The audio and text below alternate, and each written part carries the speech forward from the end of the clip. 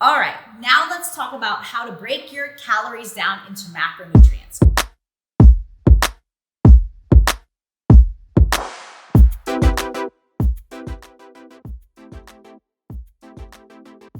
So depending on if you are doing a deficit, surplus, maintenance, it doesn't really matter. Whatever those calories are, you're going to want to break those down into macronutrients.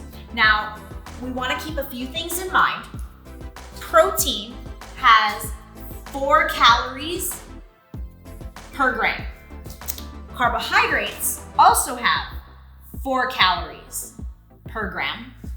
And fat has 9 calories per gram.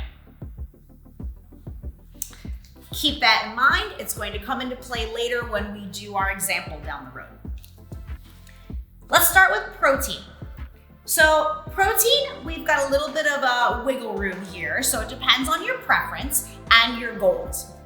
Protein are recommendations for active individuals who are looking to change their body composition, increase strength, put on some muscle mass.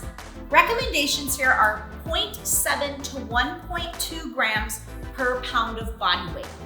Now, do keep in mind that the RDI, the recommended daily intake, is much less than this. Now, what they found though is that these recommendations are more so for a sedentary general population, just to maintain function, right? Just to kind of maintain where they're at, not become catabolic. Most of you who are doing GS30, GS60, GS60 plus are very active individuals, right? You're looking to maintain your muscle mass, maintain your strength, and just feel and look better. So you would fall into this category of benefiting greatly from 0.7 to 1.2 grams per pound of body weight of protein. Now, if you are someone who is currently greater than 30 to 35% body fat, so anything above that, this amount of protein might seem and feel like a lot. And so what we suggest is maybe you want to use your goal weight or your lean body mass, because that's what you want to be supporting, okay? Because that's what you're going for. So do keep that in mind. You can absolutely use the lower amount, right? If 1 gram seems like a lot of protein to you, that's okay. You can still reach your goals by going on the lower end of this recommendation. Next, we're gonna go on to fats. How do you determine that? Well, the recommendation here is about 0.35 to 0.4 grams of fat per pound of body weight. Now, this is going to be enough to help support your hormones, because do keep in mind cholesterol, which comes from dietary fats, is the precursor to hormones. So we want to make sure that, we're getting the nervous system to recover, that our hormones are keeping up with everything. And so you're going to go 0.35 to 0.4 grams per pound of body weight, or you can choose, if you just strictly want to go off percentages, 20 to 35% of your calories. If you're someone who is training really hard and you need more carbohydrates, perhaps you go on the lower end of 20% of your total calories. Or if you're someone who is a little more sedentary, you prefer more fats, then you could choose 35% of your total calories, okay? Next, I put carbs last because we're gonna figure out protein first. That's always the first one you wanna do. And then fats, because we've got kind of this nice set amount here that we wanna make sure we're getting in for our hormonal support. So carbs are gonna be basically the remainder of the calories that you're gonna have from your total daily needs. Or you can go 30 to 50% of your total calories. Now that higher amount, 50%, that's for someone who, maybe is an athlete or someone who's training vigorously, multiple times a day for longer periods of time, okay? Someone who's maybe only about 30%, maybe you don't like carbs quite as much. You'd rather have fats, or maybe you're a little bit more sedentary. So that's kind of where those toggle between.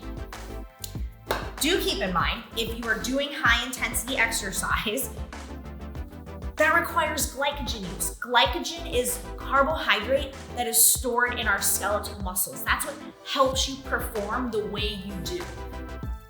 You need carbs for that. So do keep an eye on that, okay? Another thing to note that is if you're in a calorie deficit, you're trying to drop body fat, your calories are down pretty low. What we recommend sometimes to help with any metabolic adaptations, meaning to mitigate, the metabolism slowing down, is give a few refeeds. We do this by adding some carbohydrates. And the reason for that is because carbs have actually been shown to have the highest effect on hormones such as leptin and thyroid. In fact, because they're increased by glucose metabolism, which is carbohydrate. Protein and fats don't have this same effect. So in order to kind of help boost everything just a little bit when you're in that deficit, take a couple of days and boost with some carbohydrates, and you might find that the hunger cravings and stuff aren't there as much. Maybe your energy bumps up a little bit. So just a few things to keep in mind when you're determining how you're going to disperse these ratios. So let's go over an example. If you're eating 2,000 calories and you're 140 pounds, we're gonna start just with something super simple and easy with protein. Just a real easy way to go about it, 1 gram per pound of body weight. So we've got 140 grams of protein. Now, here's where this 4 calories per gram comes into play. We're gonna multiply 140 grams by 4. That gives us 560 calories coming from your protein. Next, let's find our fat. So if you are 140 pounds, we're gonna take this I went by the 0.4. So that gave us about 56 grams, so I just rounded it to 55. Here's where this comes into play. We're gonna take 55 grams of fat times 9 calories. That gives me 495 calories coming from fat. I'm gonna add these together, 560 from protein, 495 calories from fat. That gives me 1,055 calories. Finding our carbs is super easy. I'm just gonna take the total calories I'm supposed to be eating for the day, which is 2,000, and I'm gonna subtract 1,055. That gives me 945 calories that I get to use for carbs. Woohoo! So now I'm gonna divide that by 4, and I get 236 grams of carbs. So the way I'm going to break down this person's macronutrients: protein 140 grams, fat 55 grams, carbs 236 grams.